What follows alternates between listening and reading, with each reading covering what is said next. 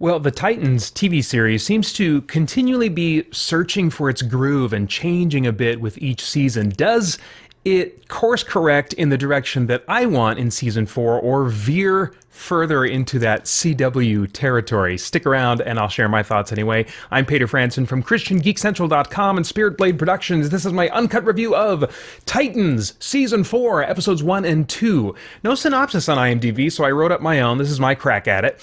Looking for a fresh start and to rebuild their lives as a team, the Titans start a road trip back to San Francisco. But along the way, they stop in Metropolis, where Superboy hopes to meet Superman, but instead confronts his other genetic father and creator, Lex Luthor. Meanwhile, Starfire and Gar are both trying to understand the recent changes in their powers, and a sinister supernatural evil begins taking lives in bloody fashion, derailing the Titans from their plans as they become determined to find and stop this evil, whatever it may be. I'm getting Brother Blood vibes, maybe. We'll see kind of how things play out. But there's definitely there's a blood motif going on.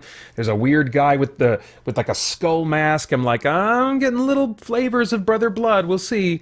Anyway, as far as the story, the script, the pacing, the general tone of this thing, it's, I think, maintaining a decent blend of focus on story progression, plot focus, but also character development, not leaning into character development as much as I would like. I really like lots of character-focused, character-driven storytelling. This isn't leaning into that. It never really has had that really strong focus, but it seems to be going for a balance, and I appreciate that. There's a meta joke in the dialogue of one scene in the first episode that suggests the writers have heard fan complaints about having too broad a focus on bringing new characters in rather than building on the core cast. So it looks so far, based on these first 2 episodes, like this season might try to further develop existing characters rather than try to cram more Titans into the story. I'm on board for that. I did really like what they did with Hawk and Dove. It was sad for me to see that they were kind of exiting the series. I really liked their subplot. I like Donna Troy. I like some of those other things. So I don't feel like they needed to have those characters that they added in season 3 exit at this point.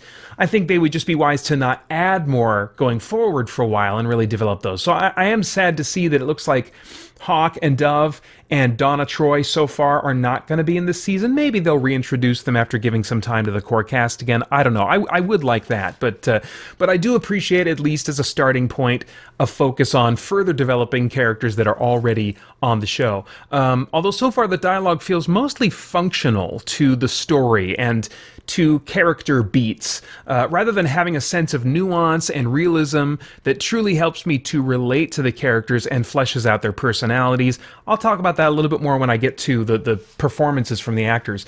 While it's not action-packed, there's definitely frequent action or other suspense involving the Titans' use of their abilities, and the tone remains largely serious. So I think I'm pretty content with the overall balance and feel of the show, as I do like that more serious vibe in my superhero stories. Okay, so talking about the cast, the returning performers I all find to be solid, again.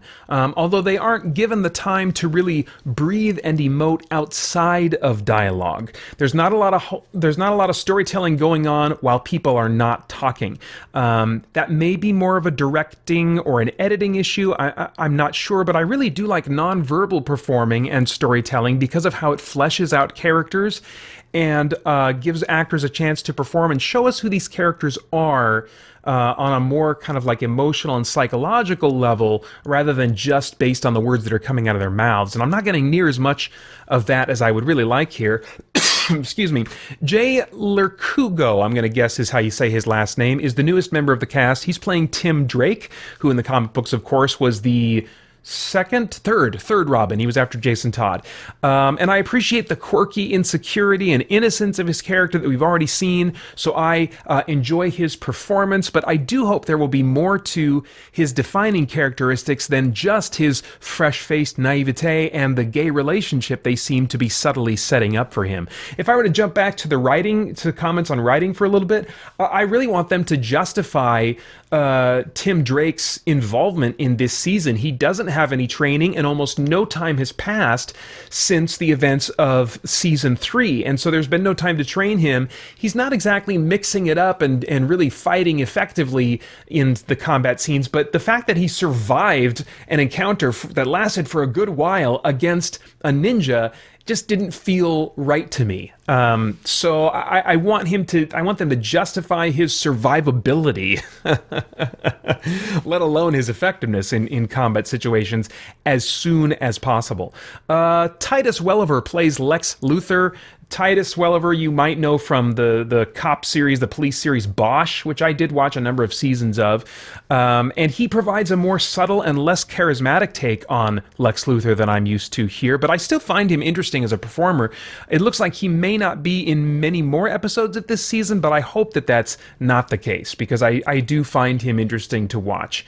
As far as stunts and visuals, the visual look still has what I would kind of describe as that Zack Snyder slightly muted color palette that lends itself well to a more serious or the edgy tone that this series sometimes has in its violence. Unfortunately, the visual effects still don't approach premium quality, and they look about on par with visual effects from CW TV shows. Now, my eye is cursed to find most CG unimpressive anyway, so it's not a real problem for me, but it does on a meta level.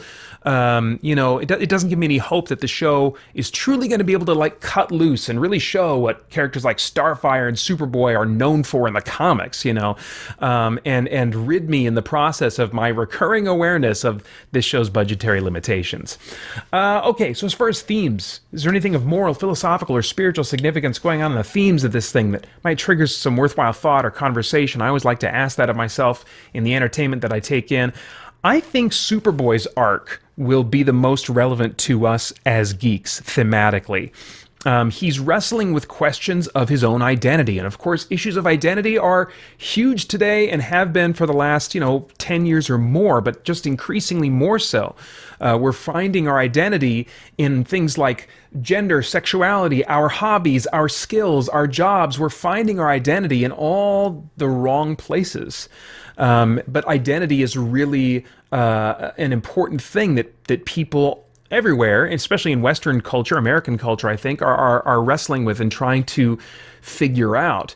And Superboy is wrestling with questions of his identity, trying to find those answers while wrestling with his biological parentage and the perceptions that people have of him and his actions.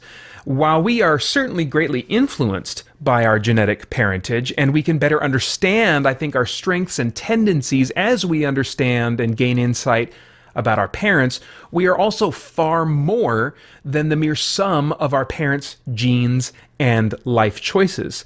On the biblical worldview, we have free will. We have the ability moment to moment to choose, and we are not merely squishy, wet cause and effect machines that were started by our parents and their parents and so on and so forth, Neither are we defined by the perceptions and evaluations of others. And hopefully these are realizations that Superboy will have as this season goes on. However, he's also interested in understanding the purpose of his creation. He's not produced through sexual reproduction, but through very intentional genetic manipulation. And so he does have a creator in this sense.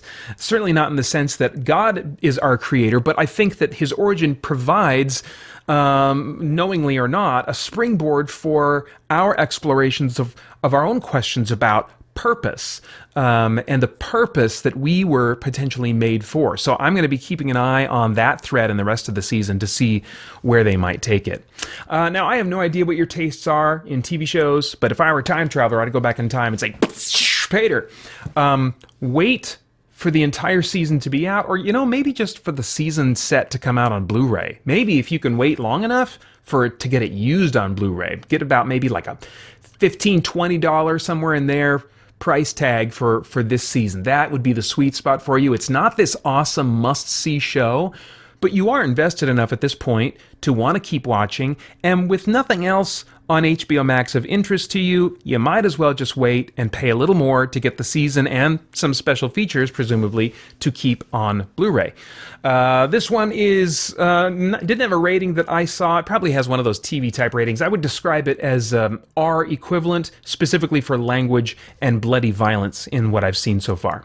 And those are all my thoughts for now on Titans Season 4, Episodes 1 and 2. As always, I would love to get your thoughts and reactions in the comments below. Please like, share, subscribe, and click that bell to stay connected. I want to thank the Spirit Blade Insiders for making this review possible. You can get info about the benefits of joining over at patreon.com/SpiritBlade Productions. Don't forget about my 24-hour video gaming marathon raising funds for St. Jude Children's Research Hospital. That starts this Saturday, tomorrow, as this goes up, at 6 a.m. Pacific time, November 5th, at youtube.com/ChristianGeekCentral. I also hope you'll check out our podcast and stay connected to all CGC content over at ChristianGeekCentral.com as we continue to geek out and seek the truth.